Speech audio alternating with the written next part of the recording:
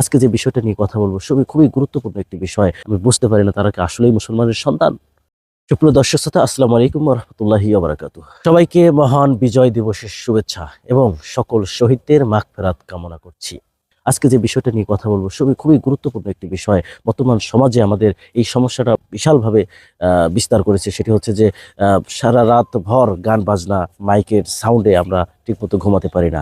এখনো গান বাজতেছে। মানে আমি কি বলবো যে আমাদের এই মুসলিম কান্ট্রিতে 90% মুসলমানের দেশে এইরকম একটা হারাম কাজ, গান বাজনা যেখানে সরাসরি নিষিদ্ধ করা হয়েছে, হারাম বলে ঘোষণা করা হয়েছে, সেই রকম এই যে গান বাজনা বাজিয়ে তারা আমাদের মুসলমানের সন্তানেরা কিভাবে এরকম গান বাজিয়ে তারা সারা রাত ভর গান বাজায় এবং অনেক মানুষের সমস্যা করে, অনেকে অসুস্থ থাকে, অনেকে পড়াশোনায় সমস্যা হয়। আমাদের উচিত প্রত্যেকের নিজের জায়গা থেকে এর প্রতিবাদ জানানো। তা না হলে এরকম একটি মানে হারাম কাজ আমাদের সমাজে প্রতিষ্ঠিত হয়ে যাবে আর আপনি আমি চুপ করে বসে থাকবো, এটা তো হতে পারে না। তাই আমরা প্রত্যেকেই আমাদের নিজের জায়গা থেকে প্রতিবাদ জানাচ্ছি, তীব্র নিন্দা জানাচ্ছি।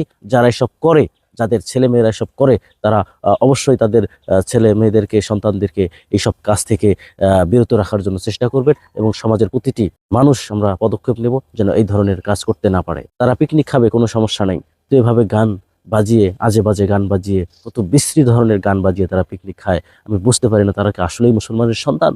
যদি মুসলমানের সন্তান হয়ে থাকে তারা কখনোই এসব কাজে নিজেকে নিয়োজিত করবে না। ধন্যবাদ, সকলে ভালো থাকবেন আর ভিডিওটি পারলে শেয়ার করে দিবেন।